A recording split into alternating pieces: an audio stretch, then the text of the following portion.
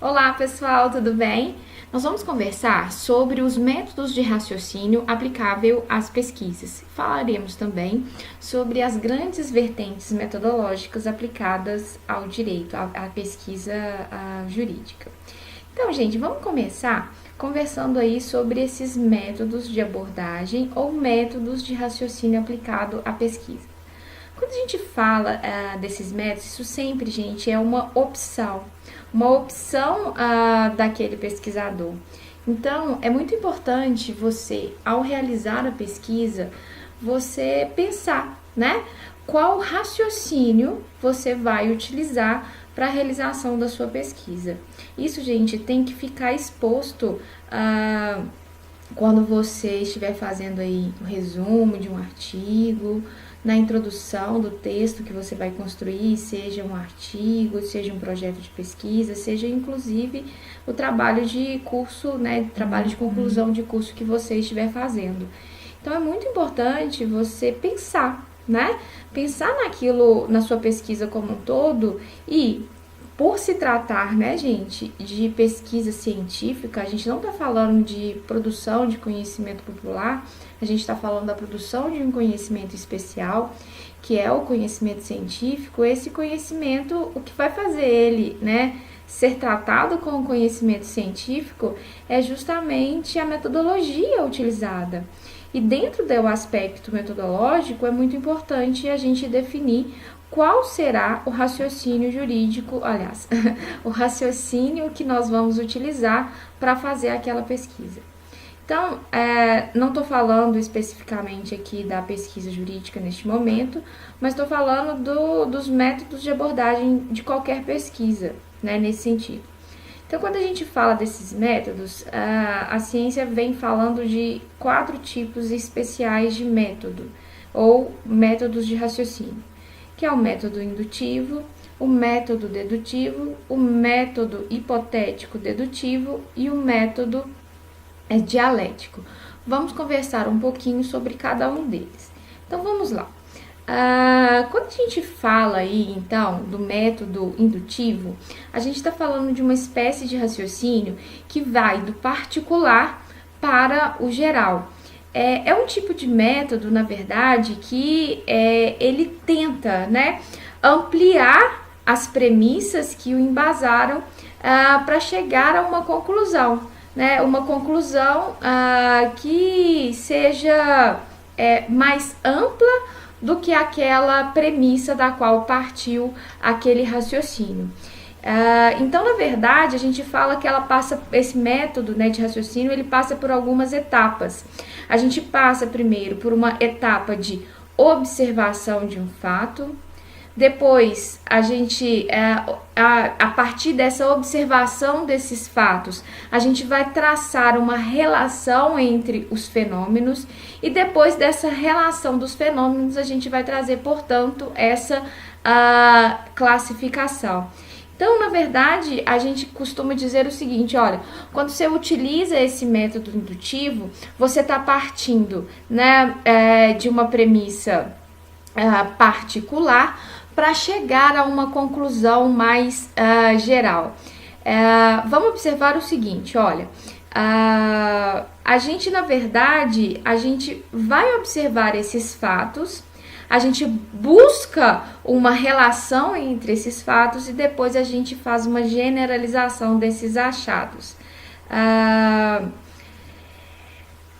Todo livro, gente, parte até daquelas brincadeirinhas, né? Para exemplificar aí o método indutivo. Então, a gente pode utilizar como exemplo assim, né? Imagina que você tem a ideia de que João e Pedro são mortais. Aí você observa, né, esses dois fatos, né? João é mortal e Pedro é mortal. Vamos ver se tem alguma correlação entre esses fenômenos? Né? João e Pedro são homens, tem correlação.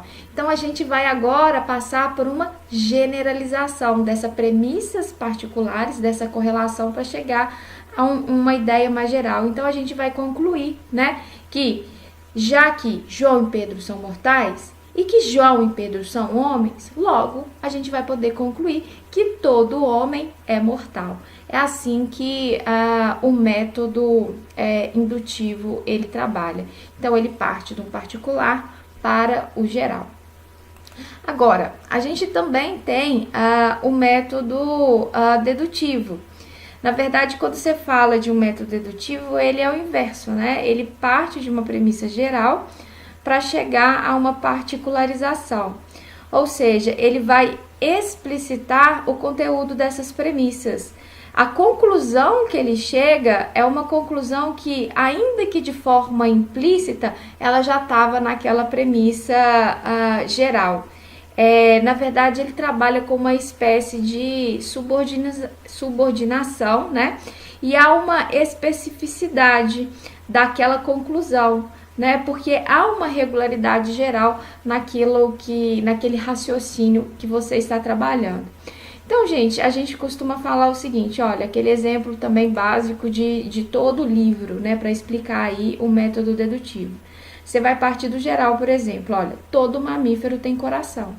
Então, se eu parto da ideia que todo mamífero tem coração, a gente pode observar, por exemplo, o cão, ele é um mamífero. Então, se ele também é um mamífero e todo mamífero tem coração, a gente chega à conclusão que o cão também tem coração. Mas não é somente esse método, né? A gente também evolui nessa ideia desses métodos e a gente passa a uma complexidade um pouco maior quando a gente fala essas duas outras modalidades de método, né? O método hipotético dedutivo e o método dialético. Quando a gente fala desse método hipotético dedutivo, a gente está falando de um tipo de raciocínio que ele já parte, né, da compreensão que todos nós temos expectativas e conhecimentos prévios.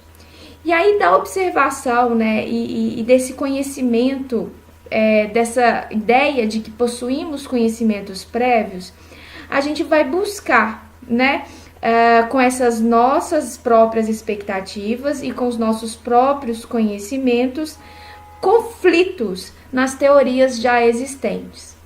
E aí, da observação desses conflitos, a gente vai propor, portanto, soluções para esses conflitos, né? A partir, então, de conjecturas que vamos fazer, a gente vai testar essas soluções para esses conflitos já existentes. E aí a gente vai testar.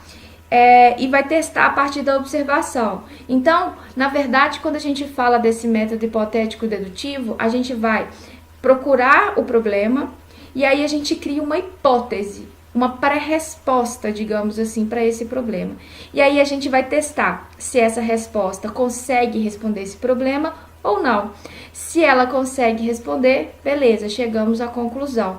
Se ela não consegue, a gente refuta essa hipótese e aí a gente vai fazer nova hipótese e novo teste. Esta que é a ideia, né, da metodologia hipotética dedutiva. Então, ela faz quase que fosse um caminho assim, ó.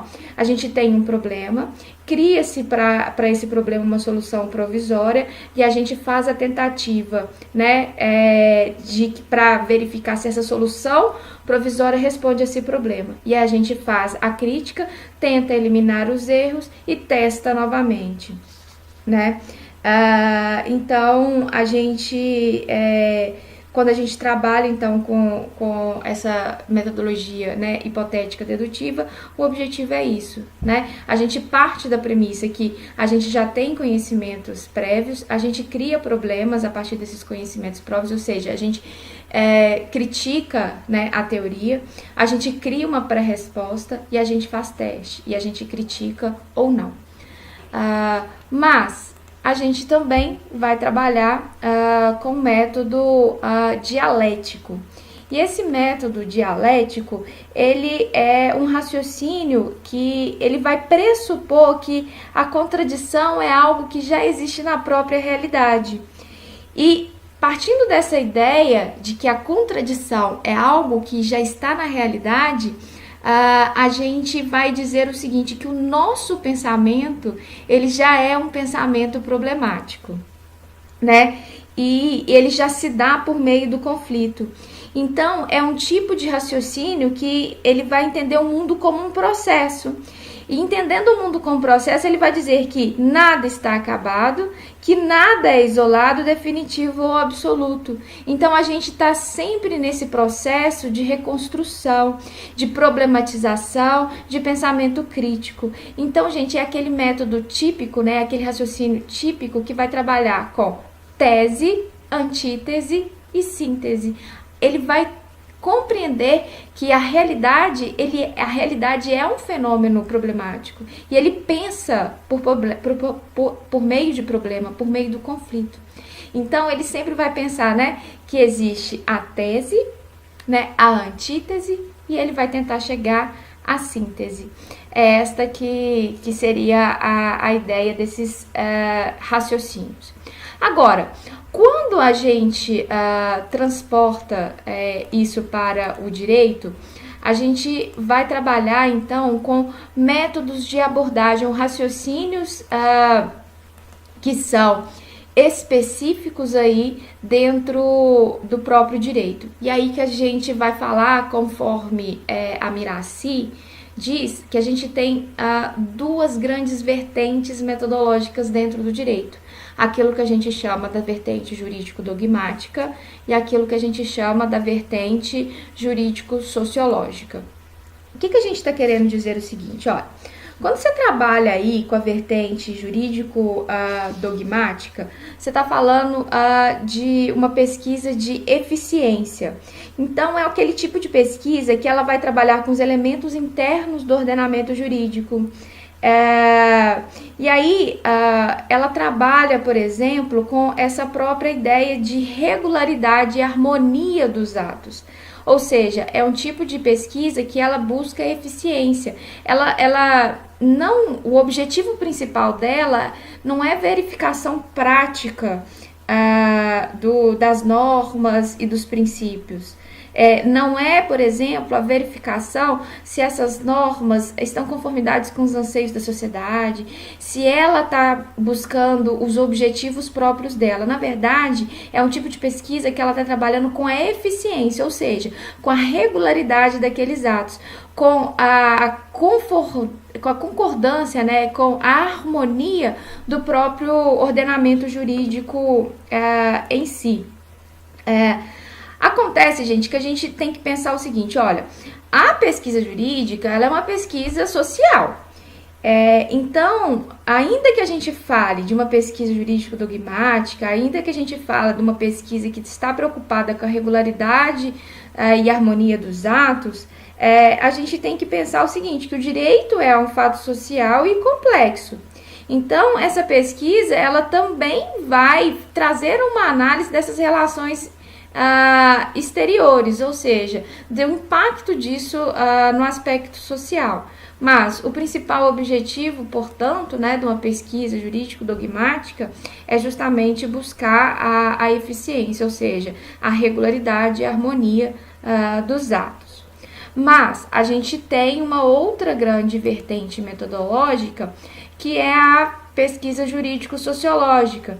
Este tipo de pesquisa é uma pesquisa que ela está muito mais preocupada, então, com a eficácia e a efetividade do que por si só com a eficiência.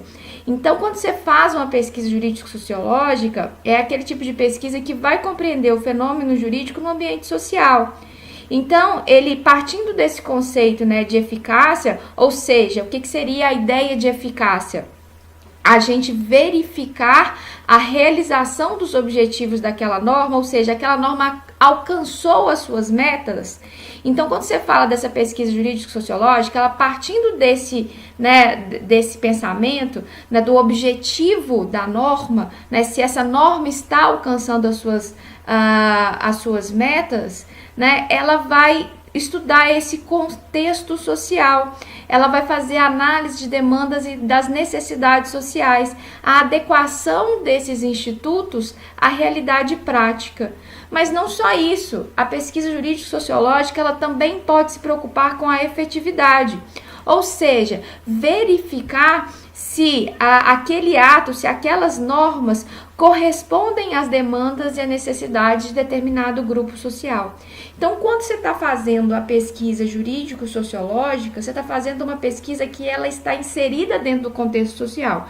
Ela pode trabalhar tanto com o conceito, né, de eficácia, ou seja, se fazer uma pesquisa verificando se os objetivos daquela norma foram alcançados, ou fazer uma pesquisa de efetividade, tentando observar se aquela norma corresponde ou não aos anseios de determinado grupo social. Então, a gente tem que tomar cuidado, gente, com essa nomenclatura. Isso é muito comum, esse erro, tá? Dessas nomenclaturas dentro da pesquisa jurídica, né? Eficiência, eficácia e efetividade. Quando você fala, então, de eficiência, você está falando daquele tipo de pesquisa que está buscando simplesmente verificar a regularidade e a harmonia dos atos. Quando você faz uma pesquisa de eficácia, você está tentando verificar se o objetivo daquela norma foi realmente alcançado. Vejam que vai precisar de um aspecto prático, empírico, de uma verificação de campo, né, de uma entrevista, de pesquisa, para verificar se o objetivo da norma foi alcançada. E quando você fala de uma pesquisa de efetividade, você está falando daquele tipo de pesquisa para verificar se aquela norma ela está conseguindo corresponder às demandas daquele grupo social, né? Se ela realmente faz sentido, né, no contexto social em que ela está inserida. E aí, gente, para a gente poder finalizar esse vídeo, eu queria chamar a atenção para vocês, né, sobre os gêneros de pesquisa que a gente tem. Quando a gente fala, então, de gêneros de pesquisa, a gente vai falar simplesmente de 4, né? Uma pesquisa teórica, uma pesquisa metodológica, a pesquisa empírica e a pesquisa prática. Quando você fala de pesquisa teórica, é aquela pesquisa que vai rever, né, os conceitos, as teorias e as referências doutrinárias de determinada área. Quando você fala, então, da pesquisa metodológica, você está falando daquela tipo de pesquisa que vai trazer um novo método de investigação. Não é um tipo de pesquisa muito utilizada no âmbito da ciência jurídica, né? A gente não se preocupa muito com essa questão do método. É difícil traçar uma pesquisa metodológica dentro da pesquisa jurídica. Quando a gente fala da pesquisa empírica, a gente está falando daquela pesquisa que vai trazer coleta e sistematização de dados e a sua análise conforme determinado método. Ou seja, é uma pesquisa que a gente chama de pesquisa de campo. É uma pesquisa que o objetivo dela é coletar dados e sistematizar esses dados. Então, você faz a coleta desses dados e você sistematiza ele conforme um determinado método que foi escolhido. E você também tem aquela pesquisa que você chama de pesquisa prática, que é aquela pesquisa que vai promover uma intervenção no ambiente sociocultural em que ela está inserida. Então, é uma pesquisa que ela traz mudança dentro do ambiente em que ela está inserida. Gente, para finalizar o meu vídeo, eu queria que vocês compreendessem o seguinte, olha, independentemente da vertente metodológica que você utilizar, você pode utilizar qualquer um dos raciocínios que a gente falou. Você pode utilizar o raciocínio dedutivo, indutivo, hipotético-dedutivo ou dialético. E ainda, qualquer das vertentes metodológicas que você for utilizar, você pode fazer qualquer um dos gêneros de pesquisa, teórica, metodológica, empírica ou prática. A gente não pode confundir, ok? Um abraço e até breve, gente!